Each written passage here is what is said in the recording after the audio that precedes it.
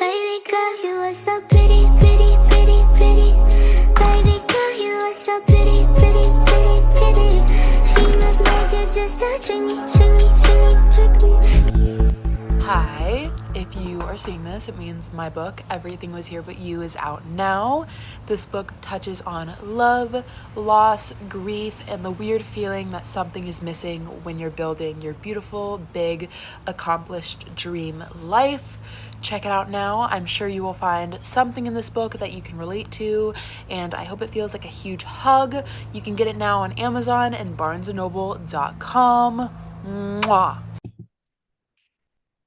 Hey everyone, today I'm honored to welcome a very special guest. Hi Annie, how are you?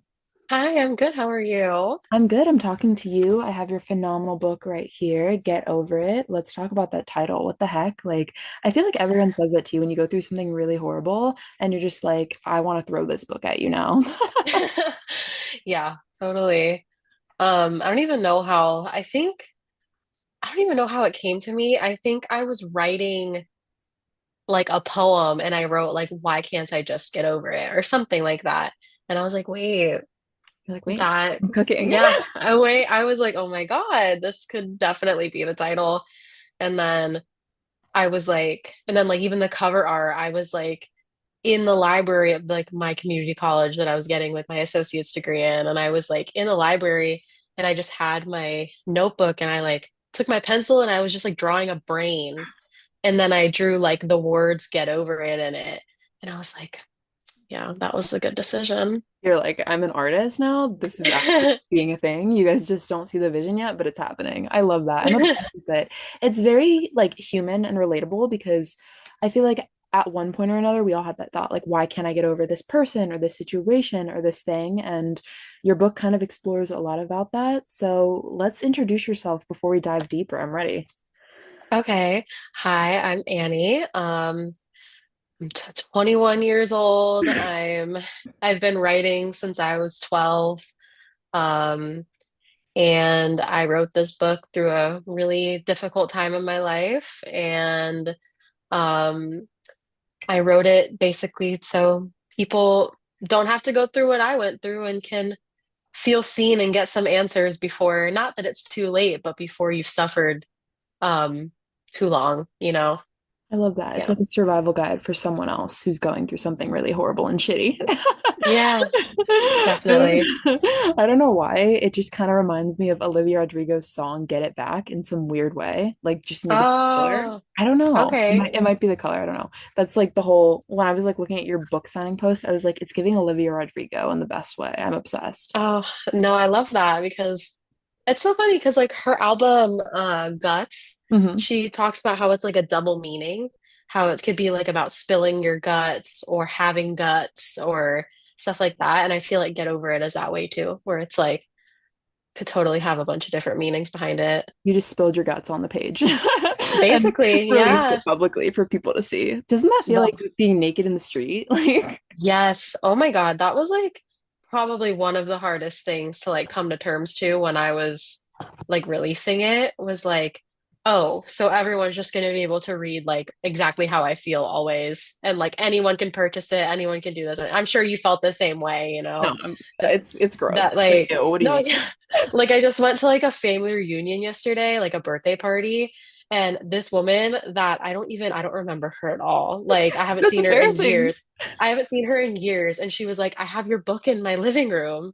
And I was like, You're like, oh, I was like, you're oh, like, that's oh, so that thing. awesome. I was like, You're like that's that so whole thing. awesome. Yeah. Oh my God. No, it's just like, it's like, what do you mean? Like, it's cool and it's beautiful, but it's like, what do you mean you literally have my writing, my thoughts, my emotions, my trauma in your house? Like, that Yeah, can't be a thing. What do you exactly. And then it's like, ew, people are gonna like you're proud of your Perceive book. it. Exactly, but it's like, how can you Perceive perceive it. me? Because I know who I am, but like you might be like, Rylan sucks. No, Like, yeah, totally. right? Totally. I don't know. So every writer has an origin story. You said you've been writing since you were 12. What was the moment you realized, like, oh no, I'm a real poet now?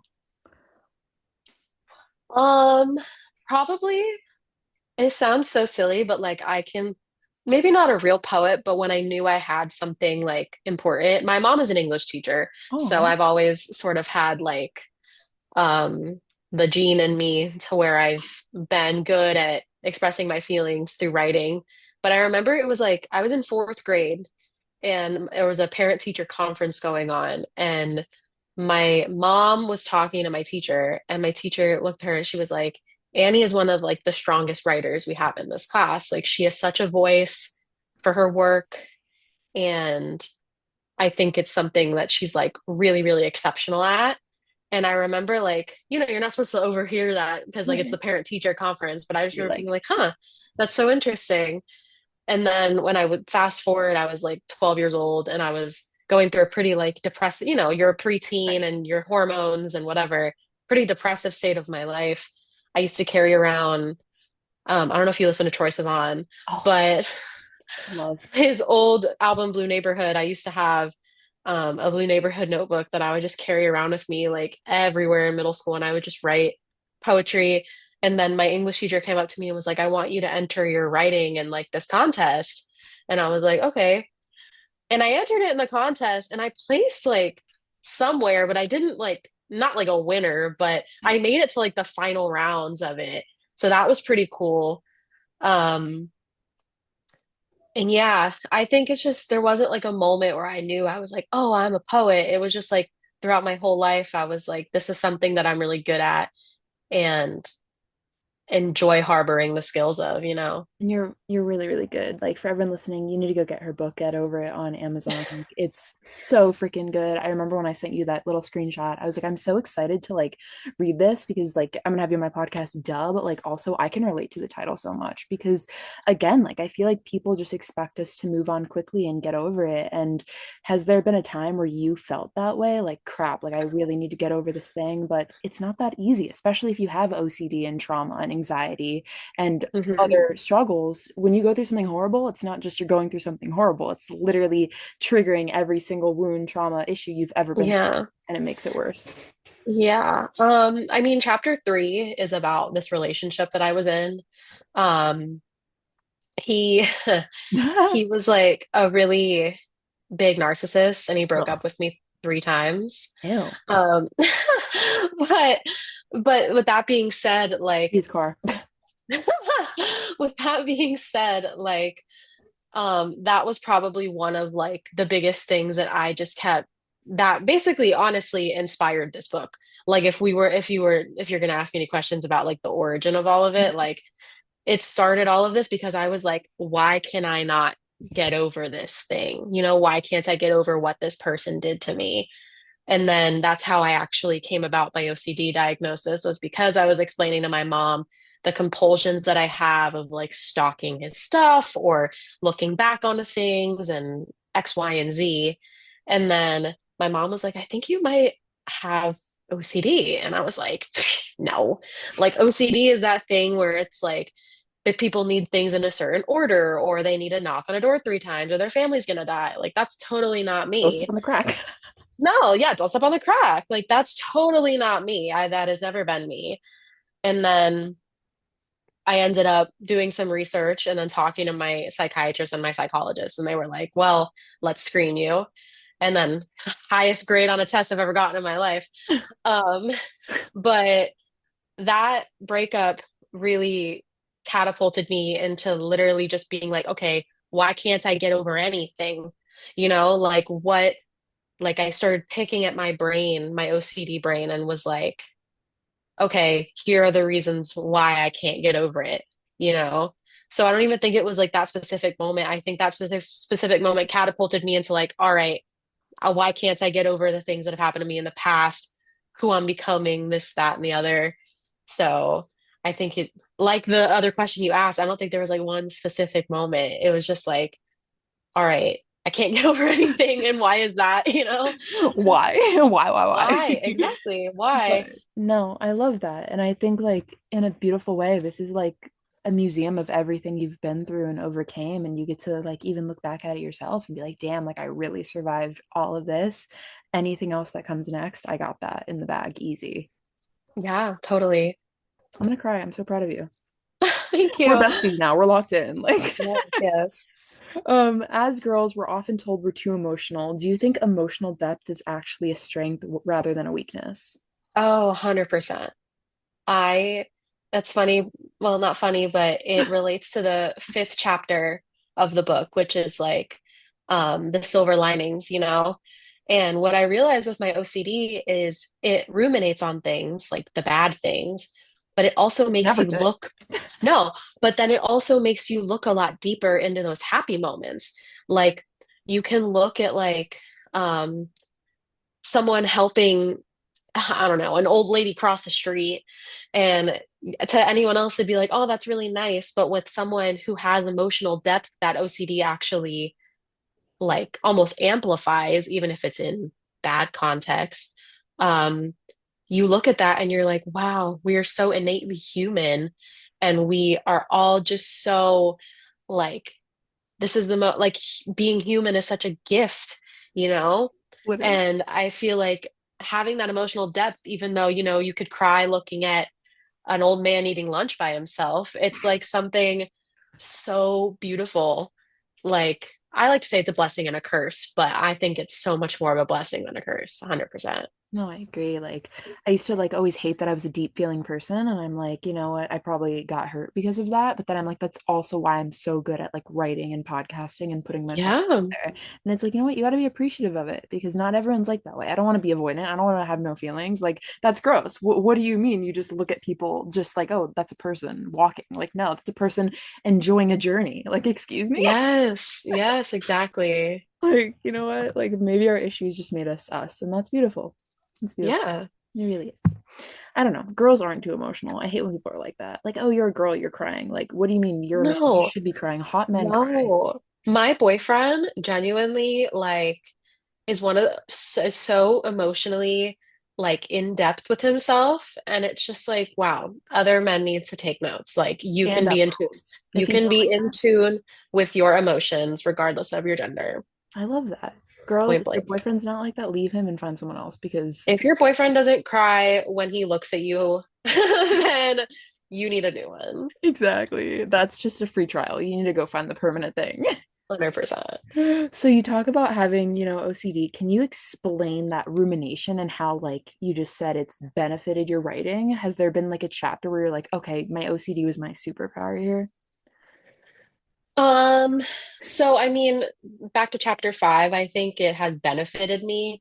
Um, but I think something that's really cool is that when you frequently ruminate on something, you may not always be able to find the answers, but it creates a deeper understanding. And that can help others, like the book, or that can help you move on rather than get over it. So when I found out that I had OCD and I finally had answers, the diving into what makes my OCD what it is and the ruminating on the past, the present, the future, who I am, past things I've been through, it actually helped me understand myself so that when um, I have those moments of compulsion, when I have those moments of like eating alive over stimulation and of over obsessing, I know why and I know what to do to help myself get out of that. Um, and I think that also works when you're giving advice to people. So, like in terms of like OCD is my superpower, when someone's asking me for advice, I'm able to sort of psychoanalyze it a lot faster and a lot more in depth than a lot of people. Um, so I feel like that is sort of where it shines for others is like my advice giving, definitely. I love that. You're the therapist friend. Oh, I am. I am. You just hand them your book. You're like, here you go. No, literally, like, read it, girl. It'll help you. You're like, exactly. It'll help you. Just here. Take it. So I know you probably have seen the research that the brain regions, when you're having emotional pain, it's sometimes the same as physical pain. I think that's insane. Yeah. Why do you think emotional pain can feel so physically overwhelming? Um, you know, that's a tough question because I feel like I've always associated, because like you said, people like us that are very emotionally in depth, I feel like when hurt happens emotionally, hurt happens, physically too. It's always when you're doing the Like, weirdest things with your family too. Like suddenly it's like, let's go on vacation. You're like, I'm having uh, a attack, a crying attack, an OCD attack, yeah, attack about this situation. Like, please don't make it. yeah, yeah, right. Um, I feel like it could feel so much like physical pain when you feel as in depth as we do, you know? Right. Um, and it's like from someone, like I said, my ex was like a big narcissist. And when that happens, but just as an example, like when that happens, your brain is like psychologically altered. So then like you said, it connects all of that. I genuinely like could not get out of bed because my body and my chest and everything was in so much pain. Um, and I think honestly, how the physical pain relates to the emotional could probably be based off of what exactly the trauma is that's happening, whether it's like a PTSD type of thing, whether it's general anxiety, you know, like I think it varies for sure. I agree. And I just think it's insane that the human body is that smart and it really truly knows. Yeah. Like the brain and the body are so connected. Body keeps the score. Like insane. Oh, yeah. That's why it's like when you're stressed, like your whole body suffers from it. Like people Yeah. don't understand that like when you're stressed or even when I'm in like a really big OCD spiral, like I'll be super bloated. I'll be super like tense, like my joints will hurt. Like genuinely, like your brain and your body are so much more connected than people think. And that's why mental health is so important because literally if your mental health is not in check, your physical health will not be in check. Retweet. Literally. Like seriously. Literally. Why do you think our brain gets stuck on certain memories or people get stuck in our brain like longer than others sometimes? Why do you think that happens? Well, that's what I try and figure out with this book. That's what I try and figure out is why is my brain stuck on this moment, you know? But I just think it's how your brain is wired. Like some people, I know people that there could be a traumatic moment that happens in their life and they don't think about it for the rest of their life. Like I I'm wish, like, how, you know? right? I think it really just depends on how your brain is wired and how you handle yourself, I think. Like, 'cause if you're one of those people that's like, push it down, push it down, push it down, then obviously, you know, it'll leave your mind quicker. But if you're someone that likes to understand your emotions and your body knows that, then it's going to ruminate, you know? But Literally. I don't think there is even an answer for that other than like if you have something like OCD or you just are a very big overthinker, obsessor, I think that's definitely something with how your brain is wired, you know? And that's why I'm on medication. I So, agree. Real, literally. yeah. And it's like if you're an avoidant or whatever and you push it down, like feel things, you little robot. Like, come on, feeling things are Yeah. cool. Like we're not Yeah. robots. We're not AI. Come on. No, yeah. So you talk a lot about heartbreak, rewriting someone's sense of self. Why do you think relationships change the way we see ourselves? Because I think if you're not careful, your identity becomes them. You know, you pour your entire self into the relationship and you lose who you are because you're either A, conforming to who they want you to be, um, subconsciously, you know, I'm definitely guilty of that. Or I had something on the tip of my tongue. Like I think just you lose yourself really easily when you're in love. I agree. Like love is such a powerful thing. Um, but I think it doesn't have to be that way always. I think it more so happens when the relationship is not stable, when from the get-go it was never good, you know? Like if you have to conform to someone, if you have to feel like you have to rewrite your sense of self after the fact, then you know that that relationship was never solid to begin with, you know? I agree. And you have to like have things that no matter what happens to that relationship, you're going to be okay because you have maybe a book or, a job or school and friends and activities and hobbies you can lean on because you're right. Like, Yeah. if that relationship is your only personality and it ends, like, we're praying for you, girl. No, yeah, people make it their entire personality. People conform to what their partner wants more than anything. Like it can truly rewrite your sense of self because you would rather be stable and loved, quote unquote, stable and loved by this person than actually embrace like who you really are and what you want, you know?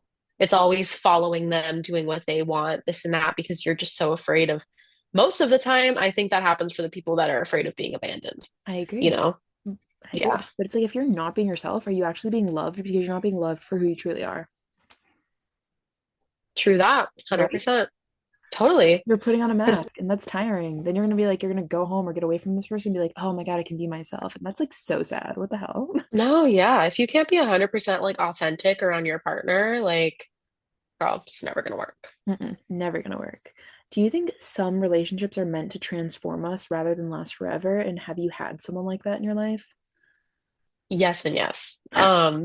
Yeah, I think that, the saying reason, season, or a lifetime is something so true. I love it. I love Um, yeah, reason, season, or a lifetime. I think that's really important to look at. Um, yeah, I mean, the last relationship that I was in, it definitely, although it was my first love, so obviously it's going to transform you in that way. it. Hmm. But like I said, broke up with me 3 times. Like it taught me more about myself and what I deserve and how I handle myself. It showed me this diagnosis of what I actually have. It gave me answers to this question that I had had my whole life. Why are these medications not working? Why is this therapy not working? You know, you can if you ask any of my friends or my family, they'll tell you that the person I was a little bit over a year ago versus the person I am now is something so completely different. Um, and it genuinely was because I had to go through this thing, I had to go through this relationship for 3 years on and off, and it completely changed me for the better. Even if it was like truly like physical pain, hurt to get over it, move on to get over it. Um, it uh it even inspired the book, like it Bro. I'm it kidding. made me realize that you don't have to get over things to move on from things, and that was the biggest lesson I think it taught me was I might not get over everything that he ever did. I'm still gonna loathe parts of it. I don't want to like be indifferent, but I've moved on, you know?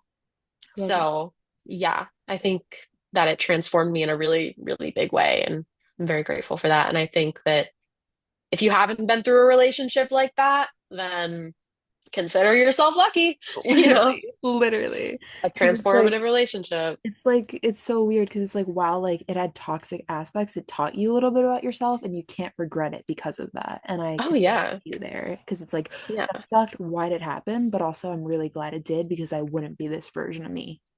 And it takes you a long time to get to that place. It Like, does. I don't think that people can be grateful per se or realize what came from it until long ways of healing, Because you know how people like give you advice like in the beginning, they're like, it'll all be a distant memory, this and that. And you're like, I don't want to hear that right now. Like, Right. yes, I'm gonna know that. I'm gonna figure that out, but I don't want to hear it. Just tell me that I'm okay, that he's a loser, and that I can do whatever I want. Like, Literally. literally, don't tell me that it's gonna get better. Don't tell me I'm gonna get over it. Let me figure that out on my own. Literally, Yeah. literally, please. Like, don't, why are we rushing healing? I think that's insane. Like, I still get upset about things that happened like a few years ago. And I'm like, you know what? That's okay. I'm gonna let myself because we all grieve and heal in different ways. I think that's something that's really stupid about our generation. It's like, give yourself 6 months and then you're gonna get over it. And it's like, sometimes you don't, Yeah. and that's okay. Yeah. 100%. Like, that's fine. If you don't get over something, if you still feel it on a random Tuesday at 3 p.m. and you want to cry, cry about it. Like being a human is weird and it shapes us. And you Yeah. try and do something, you're like, damn, like I'm doing this because someone else helped me see this version of myself. And then when you have it, Yeah. well, crap, now I'm crying. Yeah. And then it's like, and then people don't realize it's like when you get into a new relationship, like mine with my boyfriend now, it's like I take everything that I learned from this situation and I make this into something better, even if like, like I just think that people love to be like, that was the most terrible thing that ever happened to me, da da da da da. And they don't look at the transformative part of it. Be like, you know what you can carry, not just through your sense of self, but into your next love, And Really? people totally disregard that fact sometimes. I agree. I mean, is your boyfriend sounds amazing. We love him, King. Is he supportive of your OCD and of these thoughts? Like, how does he navigate that? And do you want to talk about that? Because maybe some of the other girlies listening have someone in their Yeah. life that needs to understand OCD. Yeah. So my boyfriend is great about We stand with him. understanding. Yes, we love you, Ryan. He is really great about understanding that when I have these moments, I need a second. He has learned my patterns, and I think that's something really important. And I very early on in the relationship was like, okay, so I have this thing, little, I have this, remember that book I told you about? Well, it was written about this certain little thing. It's so funny because he's actually a poet too, which we love. So cute. Yes, Okay, he great. loves writing poetry. Um, but I was like, so I have this thing that's like kind of silly about me. Um, and I basically just like prefaced what happens in my brain and how I overthink and how when I have these moments of like overstimulation or reactiveness through my OCD that I just need a second. And he knows that when I need a second, I need a second. He knows he's never judged me for overthinking. He never, because sometimes, you don't want your partner to be your emotional trash can, is what they call it.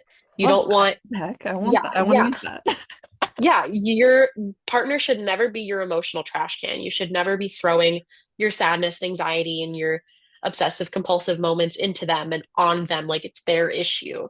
It's always your issue. They just need to be the person that holds your hand. You know, he knows just, yeah, he knows just to listen and he knows, he knows what I need. Like, he just observed me and we've set boundaries and we've talked about it.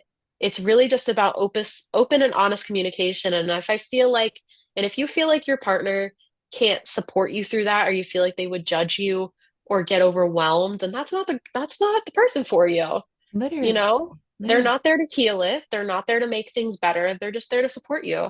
And I feel like that's something so important that girls with mental illness who are in relationships probably don't understand is that your partner is not there to make everything better. True. They're, it's something that you need to do internally. They're just there to support you and be understanding. Literally, no, it's so true. And I think like we want people to fix us or we want to fix people. And it's like, no, we need to be there for one another, walk through it together, not like completely erase our problems and our issues. And that's something that like is important to me. The way someone helps me emotionally and how they handle emotional situations. If you're have no empathy, if you don't know how to understand my problems or willing to learn about them, then you're not my person because that's something I value. I'm not saying be the most emotionally intelligent person in the room, but if I'm having a hard day and I want to talk to you, I want you to like actually talk back and not just be like, oh, that's shitty. I'm sorry. You know what I mean? Yeah, Like that, like, ugh, emotional sponges, absolutely not. Um, I love the emotional totally. trash can thing. I'm using that. But it's like Yeah. that's a non-negotiable. Like you need to be willing to not maybe have all the answers. We don't expect you to be a poet. We don't expect you to write books. We just want you to understand us. And if you can't, Google OCD, Google POTS, Google PTSD, Google whatever other chronic illnesses are out there. It's like, it's not that hard. Learn about it. If you love someone and they're struggling, learn about their struggles. I promise you that person is going to be so flattered and think the moon of you. But it's like, that's all we're asking for. Meet us halfway. Yeah, meet us halfway because if you do that, it's like then Because I feel like the mental illness will always quote unquote affect the relationship. Like it will have effects on it. But if you learn about it, if you communicate, um, it can never negatively affect the relationship, if Not that gonna makes drive any it. No, it's not sense. going to drive the car. It's going to be in the back seat, Yeah. dropped in a Yes. little car seat, like shut up and be quiet kind of thing. Yes. Yes. Yes. It's just something that comes with it rather than the be all end all factor. And were you scared, like, oh shit, is someone going to love this about me? Did you have that thought? Yeah. Yeah. Um, because of my past, where it was almost held over my head sometimes. Yeah. I have extra Um, eggs in my fridge, don't worry.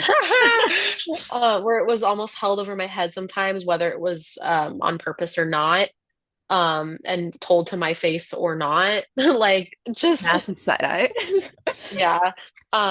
It really worried me that I wouldn't find someone that would not abide, but that would be by my side and actually love those things about me. You know, I was really worried. Like, I think even now I still have like abandonment issues. I'm like, well, he's gonna wake up one day and realize it's too much, you know? And I've said that to him before, and he's like, I can guarantee you that's not going to happen. And it's very sweet. I'm gonna cry. I'm gonna cry. I'm going to sob. That's so cute. And I think like everyone needs to wait until they find that person again. Like we all want to rush to get into relationships, but it's like you can go find a homeless person on the street that wants to be with you. You need to be with someone who is actually what you're looking for and is what you want and hold that space until you find that person. Because you don't want to be with Mhm. someone who's going to give you therapy for 12 years. You want to be with someone who understands you. And I think until you find someone like Annalise's boyfriend, it's like hold that space and be with yourself for a little bit. Yeah, yeah. Your boyfriend listening, like, oh, I know he's gonna be like, wow. he's gonna be like, I'm But it's famous. Like, what the important. hell? Like, No, my name is being dropped. it's important because when you are in a relationship and you have a mental illness, I think it's especially important to like hear other people's experiences with it because I think everyone goes through something so different, you know? I agree. What do you think is the difference between missing someone and being unable to let go of the idea of them? Ooh, that's a good one. I think missing someone is missing them, you know, like missing who they are, missing like almost who you were. No, that's more of the idea. Like, I think letting go of the idea of them or missing the idea of them is like who you were when you were in the relationship, what life was like when that was happening, if it was better or not. And I think missing the person is like missing them, wanting them back because of who they are, you know, not because of what they did for you, what you felt when you were with them, what the circumstances were like, you know? So Like, if they were a piece of shit and you can like replay it and be like, well, they did this, they did this, they did you're this, putting they did Lysol on it. this. Like, yeah, they did this and all of these things. Like, well, what is there to miss about them? So obviously you don't miss them. You Right. miss what happened when you were with them, you know? And sometimes you can't let that go because let's say you're in a better state in your life or a worse state. Let's say like you were so happy when you were with them because of everything going on in your life at the time. And now you have a shittier circumstance and you don't have them anymore. You don't want them back. You want the things you were feeling back. You Right. know, they always say that like love is yours. Your love is your love. Like you have that in you. You didn't get that from them, you know? So it's like letting go of that. The idea of letting go of that is hard because you have to figure out that. You have to figure out that it was never them. It was always you, you know? Literally. No, it's so true. I feel like we give people too much credit because the story was so good. Like, yeah, maybe the other person was amazing, but you also were amazing. You were adding to it. Yeah. Yeah. Oh my God, we're amazing. Like we have self-worth. What? Like that's it's so Yeah, true. It's so true. exactly. Like you are bringing your whatever lover girl energy or your heart or your kindness and your affirmations and your beautiful personality and you're creating something with this other person. Because like I've Yeah. literally thought about certain relationships. I'm like that person, like they would not be like that if it was another girl in the picture. Like I did add to that relationship. And I think we Yeah. think about that more because we don't want to give ourselves credit. Like, yeah, maybe, what the guy put you through inspired the book, but you wrote the damn book. You published the book. You did the work. And I think that Yeah. we need to give ourselves more credit. Like the relationship was good because you were a part of it, period. I feel like that could also even be said for like friendships. Like Literally. same thing for that, friendships, family relationships. I think um any loss of any sort of relationship, platonic, romantic, family, whatever it is, like missing the person or missing what it was like are two completely different things, you know? I agree. No, and two things can be true at once too, which I love saying that because it's like, yeah, maybe they were shitty and maybe they weren't always shitty, but you know what? Still, you deserve the world and you shouldn't be romanticizing something that you need to spray Lysol for it to be good. You know what I mean? Make it less shitty. So let's talk a little bit about growth and healing. If someone feels like their thoughts are constantly spiraling after a breakup or a friendship breakup or something traumatic, what are healthy ways to interrupt that loop? Ooh, my therapist taught me to just sit there. And that's such a crazy thing to say. I'm like, what? But no, yeah. Um, when I first started figuring out that I had like compulsions with my OCD, my therapist just told me to sit in it. Sit in it. Yeah, don't do anything. Just sit there and wait till it passes. Because have you ever heard the like phrase where it's like, I mean, pain is temporary, right? Yeah, So I feel like if you're in a constant loop, I think you just gotta kind of sit there and feel it. Like if you, I mean, obviously there's like coping mechanisms like writing was one for me. Like I would get out my laptop and I would write my book and I would um just let everything out, therapy, medication, talking to people, of course. But I think the number one thing is to just let yourself. I don't think you need to interrupt it. I think it's important to feel those things because it's like, I mean, hey, maybe if you feel them and you listen to them now, it'll be easier to deal with when you feel them tomorrow.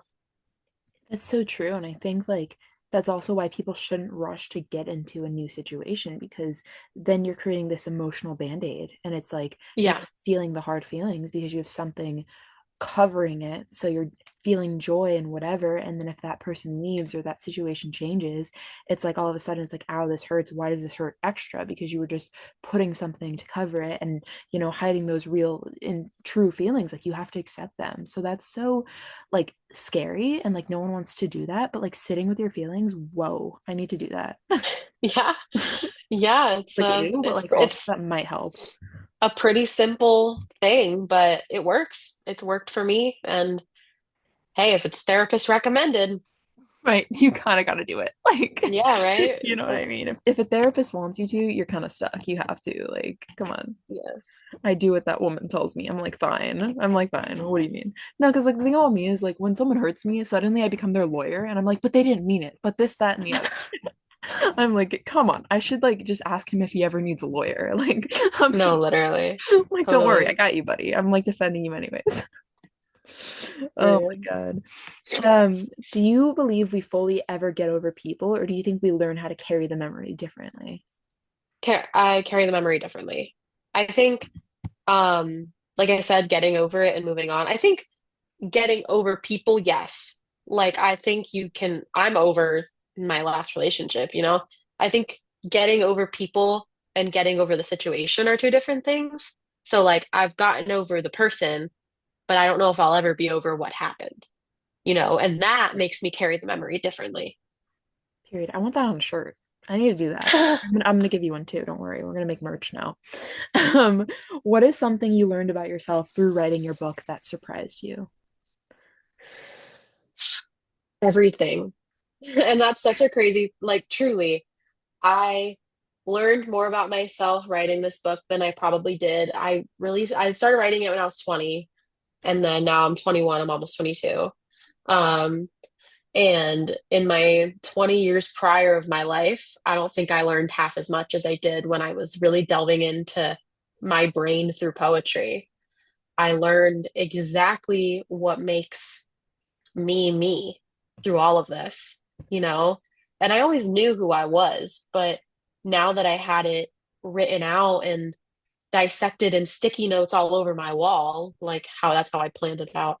Um, it was really cute. I can imagine. Um, Oh my God. yeah.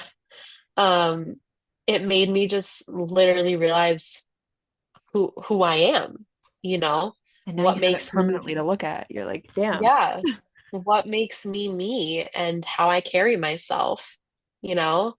Um, and my friends reading it were like, this is literally you on paper. Like this is what I've seen. Like my best friend who's in the wall behind me, um, who I share a wall with, she read it and she was like, this is so you. Like this is you. This is what I've been trying to show you who you are for the last 10 years of us being friends, you know? Aw. Yeah. So definitely just learning who I was in a more in-depth way than I could have ever imagined. Because it's like, yeah, you can do therapy, you can go on a wilderness retreat and look at who you are, but there's something about pen to paper figuring out what's making your brain tick and um relating it to your entire life. That's like, wow, this is pretty eye-opening.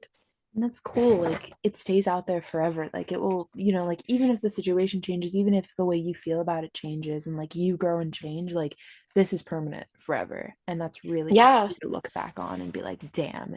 And like the people that you love can mirror back to you who you are to the point where when you finally figured that out and you published your book, you wrote your book, you published it, they're like, this is what we were talking about. I think that's love in yeah, the first form ever.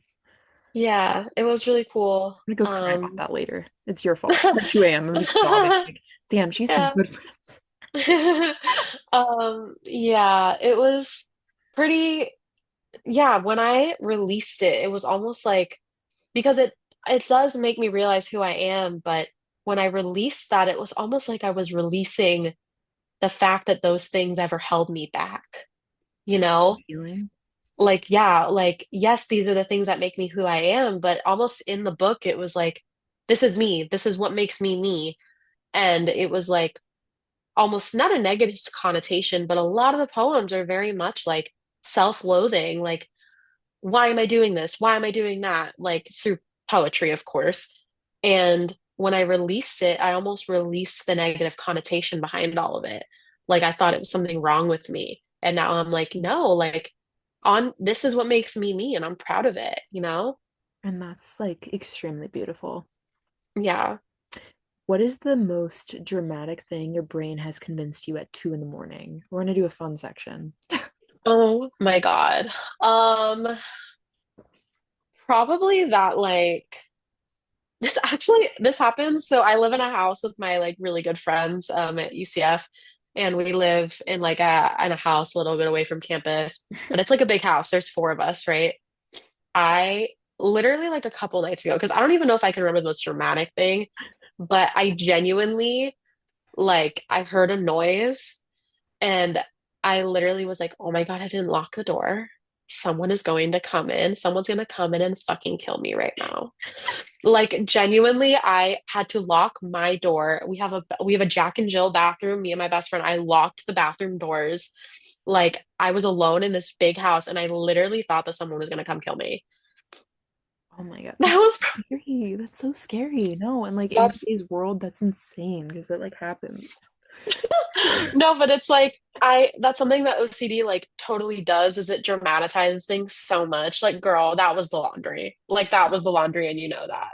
Like that was the But maybe, movie. That was the yeah, but maybe other than that, just like I remember when I was younger, I used to like be up at 3 o'clock in the morning and be like, I don't know why, but I think my grandpa's gonna die. poor grandpa. And he's like, he's fine. Bro's okay. He's Like, fine. I remember I was like, just I have a vivid memory of me being really young, sitting in my bed and being like, I don't want my grandpa to die. And like, I just was convinced it was gonna happen. I don't know. meanwhile, he's good. He's having the best day ever. Meanwhile, Papa's great. Meanwhile, Papa is thriving, literally. That the human brain is nasty sometimes, I swear. Nasty. Put it in rice. Please restart, Dry it out. reboot, Yeah, right. unplug, plug it back in, like battery off, quick, real quick. That would be so nice. Suddenly it's like, no, like, I don't know if your brain does this, but like I'm just like, you're having the worst day ever, and then suddenly it's like, I'm ugly, I'm stupid, no one cares. Like, why do I do Oh this? And yeah, you can't function. that's every night. That happens. That happens Typical, every night. typical Tuesday, you know. Typical. What is it? Monday. Later tonight. Exactly. Do you think writers and artists feel emotions more intensely, or are we better at expressing them? We're better at expressing them. I agree. I agree. You know what? Yeah. I think it's cool. We can write really well because, like, I can't draw for shit. I don't know about you, and like, I'm okay with that. Like, not really. I mean, like I think like my grandpa's a really good artist, like my mom's dad, but I didn't get that gene, you It's know? okay. You can Yeah. write. Yeah, I can write. And yeah, I think we're just better at expressing it because I think everyone is equally emotional. They just don't let themselves feel it.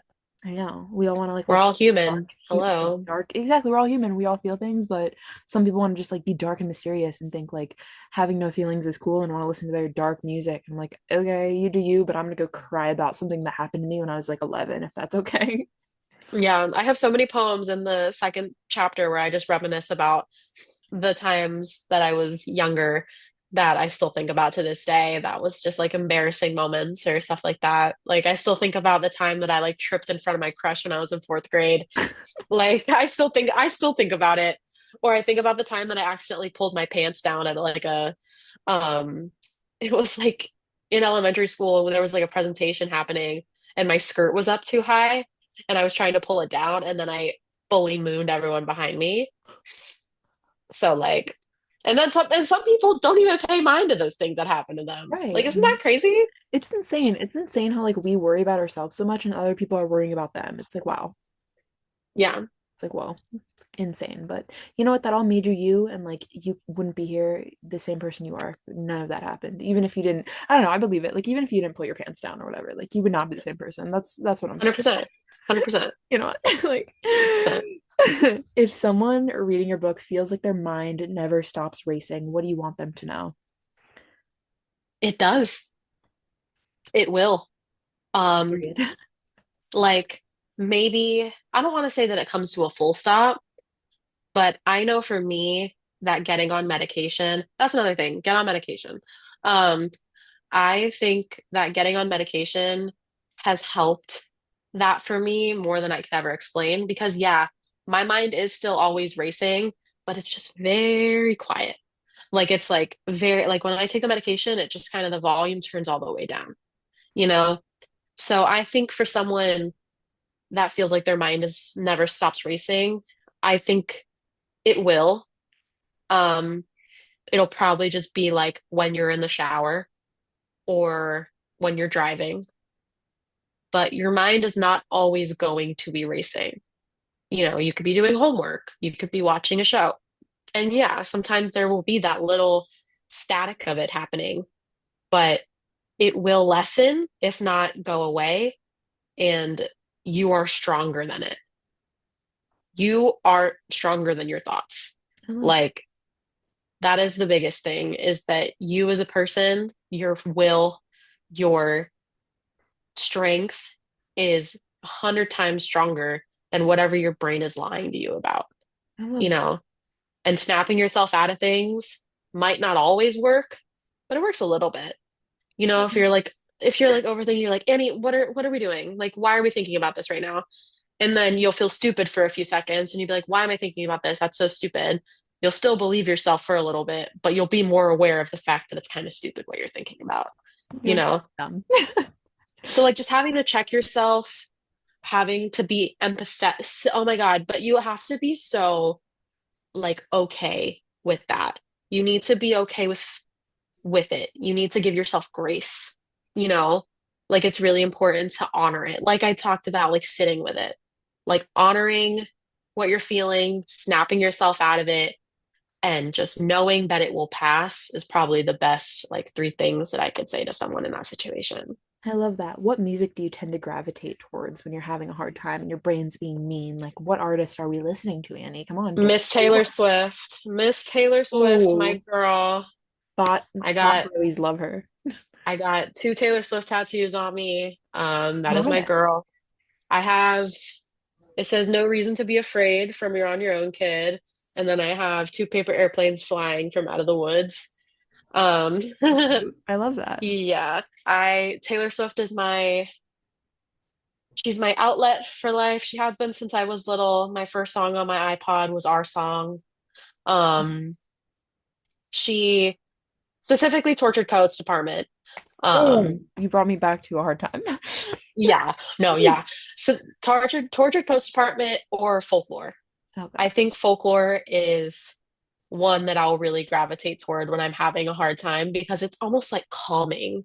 Like listening to Folklore Evermore, the lyrics are so deep, like I can understand in them and they make me feel seen, but it's also just like a calming. And then when I need to feel happy, probably like I'll go Midnights or I'll go 1989.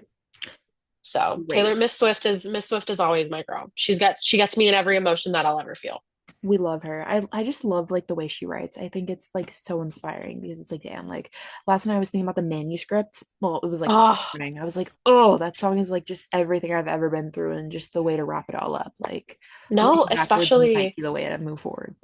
especially like when you after you release, I'm sure with both of your books, like you release it and you're like, this story and these feelings are out there now. And it's like the story isn't mine anymore. Literally, Oh, like, so good. and I that's could write a just thesis on you tortured should, poets. you should, I and could I'll write a read it too. thesis on tortured poets, bro. You should, and I'll read it. But it's like it's insane because like I had something end and the person was like, "Oh, like I'm not letting this story die," and I'm like, "Yeah, well, dude, like if you don't fix your life, the story is gonna die." Like, and then I'm like, "Wait, it's not dying because it lives within me and my writing." Yes. Now and then she rereads the manuscript. Oh, so good. Like, So good. oh, anyways, Taylor, we hate you and we love you at the same time because you make us I all know, cry. like you live in my brain, girl. I don't know how you do it. Literally. If someone is currently in the middle of heartbreak, something hard, something challenging, and their brain keeps saying, get over it already, what do you want to say to them? Um, First of all, you won't. Um, Tough love. if you're tough love, if your brain is telling you to get over it already, then more than likely you're not gonna. Because if you were meant to get over this thing, you would have gotten over it already, It's you true. know? So my book talks really deeply about how there is a difference between getting over something and moving on, you know? So if your brain is telling you to get over it already, just know that you don't have to. Like, you don't have to listen to it screaming at you to get over it. You don't have to listen to it. You, like I've been saying, like, I feel like a broken record, honoring it, like, seriously, honoring it and feeling it and moving on are way different than just being like, I don't care anymore. I need to get over it. I'm over it. I'm done. Because no, if you say that out loud and you try and gaslight yourself into being like, yeah, I'm over it. That's stupid. I'm done. You can only, like, people say that, like, gaslighting yourself into believing something works when you are a totally empathetic and deep rooted emotional person. No, it doesn't. Like, you cannot gaslight yourself into thinking something because your brain knows you better than that, you Really? know?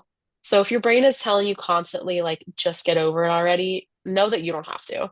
Yes. There is absolutely no obligation to get over something, especially if your brain is telling you to get over it because of outside circumstances.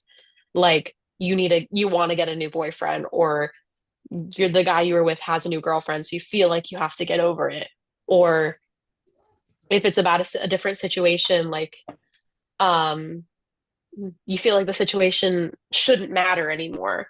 Like you don't have to listen to your brain yelling at you to get over it. You just move on your own at your own pace and know that getting over it is not the same as moving on from it. I love that. I love that. Everyone, go get her book on Amazon. It's this little pretty purple, like cute little tiny but extremely insightful book. And I swear to God, if you read it, you will find something in this that you can relate to, and it will feel like finding a teddy bear that hugs your inner wounds. So please purchase it and read it. And she's the cutest human ever and so sweet. So read it, support her, and feel your feelings, and probably bring tissues when you're reading it because, yeah, it's heavy, but it's great in a beautiful way. It's extremely emotional, but like you cry and you're like, damn, I needed that. Like that was like some of my inner child healing done by reading her book. So read her book. It's amazing. I'm literally rereading it right now, so I'm obsessed with it. Like all the chapters are my favorite. I can't even pick one. They're all so good in different ways, and I just love your brain. So thank you for being you. Please keep writing. I'm truly so honored to have had you on the podcast, and we need to stay in touch for sure. It's nice to connect with someone who feels deeply and writes and expresses themselves because, again, I think a lot of people don't want you to do that anymore in this weird world we live in. So, but thank you for being 100%. you. You're amazing. And if people want to find you, I mean, your book's on Amazon. Do you have any other like social channels you want to share? My Instagram is just Annie and then Modafferi. It's a weird last name to spell, but it's on the book. And yeah, that's pretty much it. Hopefully, I'm coming up with a website at the moment, so She's stay tuned cooking. for that. She's I'm cooking. cooking. Things are cooking for future endeavors, future books that may or may not be in the process. I can't wait to read them all.